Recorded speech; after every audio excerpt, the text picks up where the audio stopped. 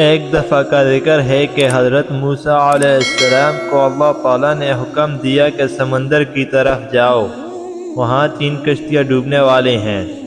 حضرت موسیٰ علیہ السلام فوری حکم الہی کی تعمیل کرتے ہوئے سمندر کی جانب چل دیے۔ ساحل پرسکون تھا۔ بہت دور سے ایک کشتی آتی ہوئی دکھائی دی جو آہستہ آہستہ ساحل کی طرف بڑھ رہی تھی۔ ابھی وہ کنارے سے کچھ ہی فاصلے پر تھی کہ حضرت موسیٰ علیہ السلام نے آواز دی کہ اے کشتی والو، اللہ کا حکم آنے والا ہے، ہوشیار رہنا۔ انہوں نے جواب دیا، آپ تو جانتے ہیں کہ اللہ کے حکم کو کوئی نہیں ٹال سکتا، ہم تو اس کے بندے ہیں جو کہ حکم الہی کے پابند ہیں۔ کشتی والے ابھی یہ بات کہہ ہی رہے تھے کہ اچانک ایک موج اٹھی اور کشتی ڈولنے لگی۔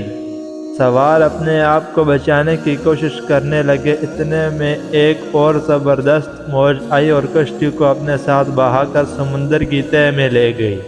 تھوڑی دیر میں ایک اور کشتی نظر آئی تو حضرت موسیٰ علیہ السلام نے انہیں بھی خبردار کیا اور کہا کہ ذرا محتاط ہو کر آنا۔ انہوں نے بھی پہلے والوں کی طرح جواب دیا کہ جو کچھ ہونا ہے ہو کر رہے گا، اور کشتی کو کنارے کی طرف لاتے رہے، یہاں تک کہ ساحل کے قریب آتے آتے یہ کشتی بھی ڈوب گئی۔ حضرت موسیٰ علیہ السلام اللہ کی حکمت کے بارے میں سوچوں میں مشغول تھے کہ انہیں ایک تیسری کشتی آتی دکھائی دی۔ آپ نے حصل سابق اس کشتی والوں کو بھی نصیحت کی کہ دیکھو، اللہ کا حکم آنے والا ہے، اپنے گناہوں کی معافی مانگتے ہوئے ذرا محتاط ہو کر آؤ۔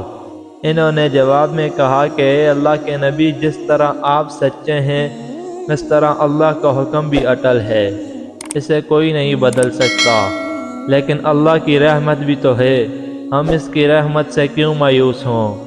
لہٰذا ہم اللہ کی رحمت پر بھروسہ کر کے آ رہے ہیں، اور اپنی رحمت کے صدقے میں ہمیں ضرور امن و سلامتی کے ساتھ کنارے پر پہنچا دے گا۔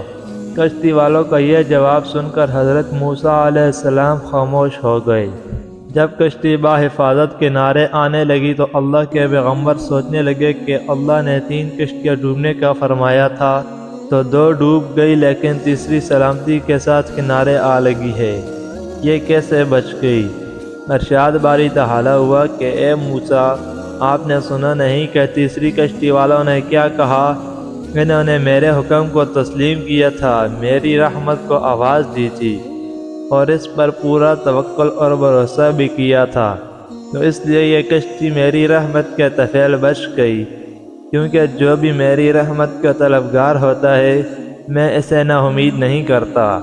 حدیث میں آتا ہے کہ اللہ تعالیٰ نے جب مخلوقات کو پیدا فرمایا تو عرش پر لکھ دیا کہ میری رحمت میرے غضب پر غالب ہے۔ تو دوستو، امید کرتا ہوں کہ آپ کو آج کی ویڈیو پسند آئی ہوگی۔ اگر ویڈیو پسند آئی ہے تو ویڈیو کو لائک اور چینل کو سبسکرائب کرنا نہ بھولیے گا۔ ملتے ہیں نیکسٹ ویڈیو میں، تب تک کے لیے اللہ حافظ۔